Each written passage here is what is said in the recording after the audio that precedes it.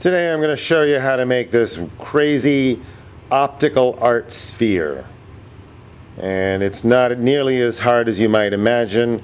As a matter of fact, it's easier than many other geometric figures. And it's all done primarily with the compass and the ruler. We're going to get started here. We'll make a nice big circle that stays on our paper. We'll put a little center mark, adjust the compass,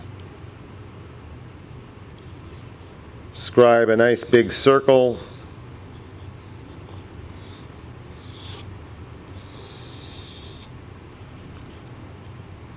There's our circle. Now we need a diameter line.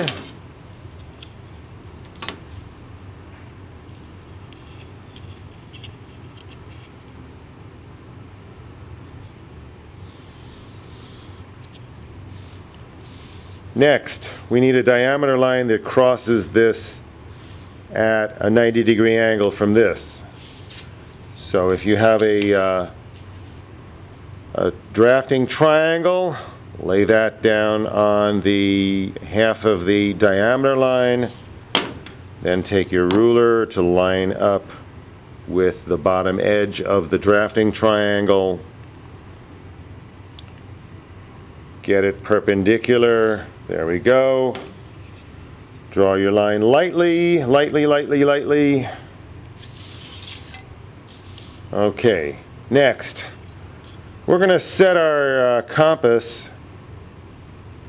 We're going to put the needle at one end of the first diameter line. We're going to set our needle so that it touches the beginning of the second diameter line, where that diameter touches the circumference, and we're going to scribe a series of arcs from the same points as we turn the drawing 90 degrees 4 times.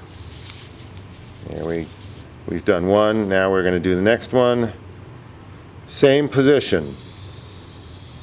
The needle is here. The compass, we haven't changed the radius. Turn it again, scribe it again, and lastly, we'll do one more.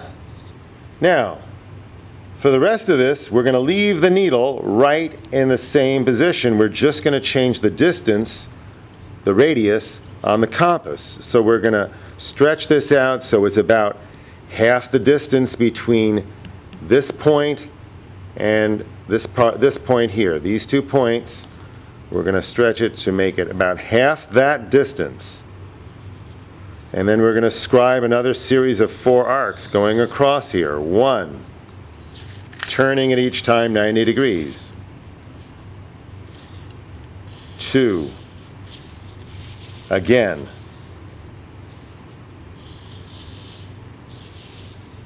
And lastly, like that. Now, we'll go further. Leaving the needle in the same position on our circumference, we're going to stretch it out a little bit more, about half the distance between here and here. Or we can say a little bit, maybe a little bit more than half the distance, and go again. Turn this 90 degrees.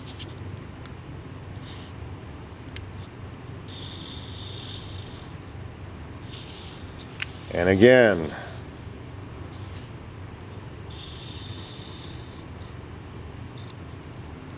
And we could keep going further and further, dividing the distance between our last set of lines and the circumference in half each time to get it to recede further in space. Then, from this point, you're going to color it in like a checkerboard, most likely. Here it is in black and white, but there are other ways of doing it just as well. Really easy to do. Good luck. Thanks a lot.